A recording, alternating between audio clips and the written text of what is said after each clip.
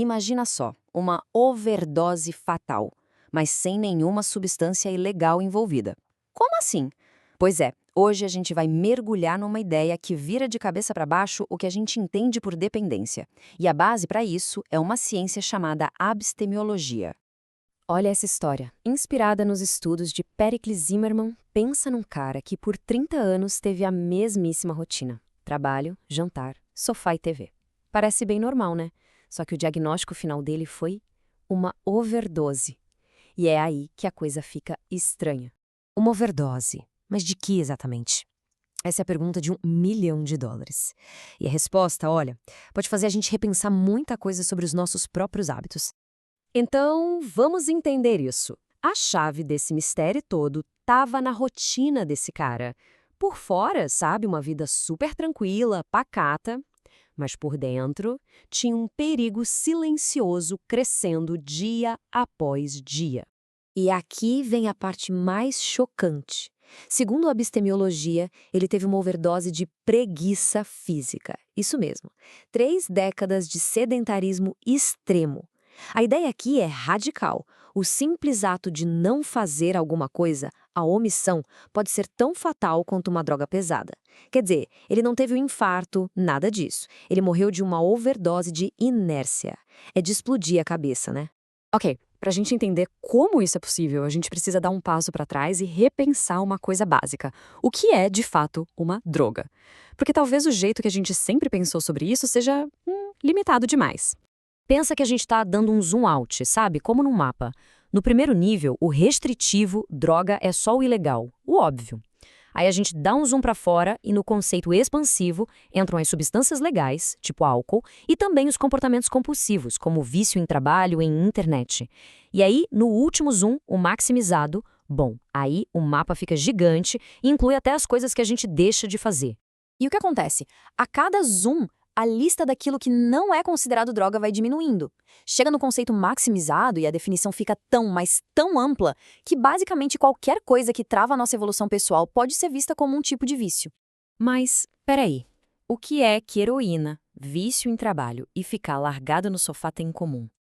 Parecem coisas de universos diferentes, né? Só que tem sim um elo, um princípio que conecta tudo isso. E o pulo do gato é esse aqui, a estagnação consciencial. A verdadeira medida de uma droga, segundo essa lógica, não tem a ver com ser legal ou ilegal, nem com o efeito físico. A métrica é outra, o impacto na nossa evolução como pessoa. Se aquilo te paralisa, te impede de crescer, então é uma droga. É isso que une tudo.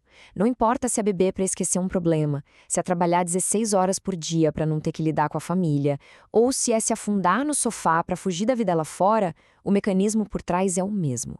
É uma espécie de anestesia que impede a gente de evoluir. Ok, beleza. Se tanta coisa pode ser droga, então como é que alguém consegue ficar sóbrio? Impossível, né? Bom, é aqui que a abstemiologia mostra um caminho que faz sentido na vida real. Um caminho que foge daquela armadilha de querer ser perfeito. Basicamente, existem 2 caminhos. De um lado tem a abstinência absoluta. Sabe, cortar tudo. Açúcar, internet, preguiça. Isso é uma utopia, só serve para gerar frustração. E do outro lado tem a abstinência relativa, que é o caminho prático. O que é isso? É focar na droga principal, aquela que mais te prejudica, e nos gatilhos que levam a ela. Vamos ser sinceros. Sem açúcar, não fazer exercício e ficar tempo demais na internet são drogas. A chance de conseguir uma abstinência 100% perfeita, absoluta, é zero. Simplesmente zero no mundo de hoje. E tem uma analogia ótima para isso. Tentar a abstinência absoluta é como tentar desviar de cada pingo de chuva numa tempestade. Já a abstinência relativa é construir um telhado forte sobre os cômodos mais importantes da casa. Sacou? Não é sobre fazer o impossível. É sobre proteger de forma inteligente aquilo que é mais essencial para a gente. Certo. Então, como é que essa tal de abstinência relativa funciona na prática? Como se constrói esse telhado? Bom, exige estratégia, exige conhecer as regras do jogo e, claro, ficar de olho nos perigos. Existem umas regras, umas máximas, que deixam a lógica bem clara. Por exemplo, quanto mais coisa você define como droga, menor é a chance de uma abstinência total perfeita. Faz todo sentido, né? E isso só reforça a ideia de que o caminho é a abstinência relativa, bem focada, bem planejada, e não uma busca maluca por uma pureza que não existe. E um dos maiores perigos nesse caminho se chama migração da adição. Pensa assim: o vício é como um rio. Se você constrói uma barreira para ele parar de correr por ali, a água não some. A pressão vai aumentando, aumentando, até que ela acha um novo caminho para correr. É o que acontece, por exemplo, quando alguém para de usar maconha. É um esforço gigantesco. Só que a compulsão, que é a doença de fundo, não foi embora. Ela só pegou as malas e se mudou para outro lugar, tipo para a nicotina. Para a família, pode até parecer que o problema diminuiu, né? Mas a adicção continua ali vivinha, só que com uma fantasia mais aceitável pela sociedade. Por isso, manter a sobriedade exige uma vigilância que é tática, inteligente. Não é só evitar a droga principal. Por exemplo, alguém tentando parar de fumar. Precisa ficar muito esperto com o café. Por quê? Porque a cafeína pode gerar ansiedade. E essa ansiedade é um gatilho poderoso para o cigarro. O cérebro já ligou uma coisa na outra. E o mesmo vale para vícios mais pesados, claro. Às vezes, um inofensivo copo de cerveja pode ser a chave que reabre portas muito, muito perigosas. No fundo, a grande virada de chave é essa. Sobriedade não tem a ver com pureza moral, com ser uma pessoa boa ou má. Tem a ver com autoconhecimento rigoroso. É sobre se tornar um verdadeiro especialista em si, mapeando com total honestidade o que te sabota, o que ameaça o seu crescimento. Bom, para a gente ir fechando o raciocínio, vamos levar essa ideia para um outro nível. Vamos sair do indivíduo e pensar na sociedade como um todo.